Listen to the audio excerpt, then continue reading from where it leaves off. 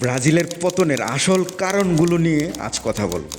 তো বন্ধুরা, ফুটবল বিশ্বে এমন একটি নাম আছে যেটি শুনলেই চোখের সামনে ভেসে ওঠে সুন্দর ও জাদুকরী স্কিল ও আক্রমণাত্মক ফুটবল, সেটি হলো ব্রাজিল। কিন্তু প্রশ্ন হলো, যে ব্রাজিল একসময় বিশ্ব ফুটবলকে শাসন করত, সেই ব্রাজিল আজ কোথায় হারিয়ে গেল? আগের মতন ভয়ঙ্কর নেই কেন? দিন দিন বাড়ছে সমর্থকদের হতাশা। হ্যালো বন্ধুরা, আপনারা দেখছেন কাকা কোম্পানি। চ্যানেলটি একদম নতুন, তাই সাবস্ক্রাইব করে আমাদের সাথেই থাকুন।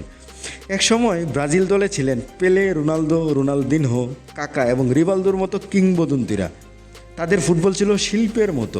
প্রতিপক্ষকে শুধু হারানো নয়, দর্শকদের আনন্দ দেওয়াটাও ছিল তাদের মূল লক্ষ্য। কিন্তু সময়ের সঙ্গে সঙ্গে বদলে গেছে অনেক কিছুই।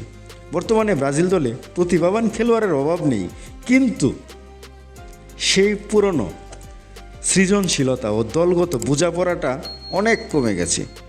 আরেকটি বড় কারণ হলো নেইমারের উপর অতিরিক্ত নির্ভরতা। বছরের পর বছর ব্রাজিল আক্রমণভাগ মূলত নেইমারকে কেন্দ্র করে গড়ে উঠেছে। ফলে তিনি ইনজুরিতে পড়লে বা নিজের সেরা ছন্দে না থাকলে পুরো দলেই ভুগতে হয়। এবং 2014 বিশ্বকাপে সেই জার্মানির সাথে 7 গোলের হার আজও ব্রাজিলিয়ান সমর্থকদের হৃদয়ে দাগ কেটে আছে। এরপর একাধিক বড় টুর্নামেন্টে প্রত্যাশা পূরণ করতে না পারা একটি কারণ। হতাশা আরও বেড়েছে। এদিকে ইউরোপের দলগুলো অনেক এগিয়ে গেছে। ফ্রান্স, স্পেন, ইংল্যান্ড কিংবা আর্জেন্টিনার মতো দলগুলো এখন টেকনিক্যাল, ফিজিক্যাল ও ট্যাকটিক্যাল সব দিক থেকে শক্তিশালী।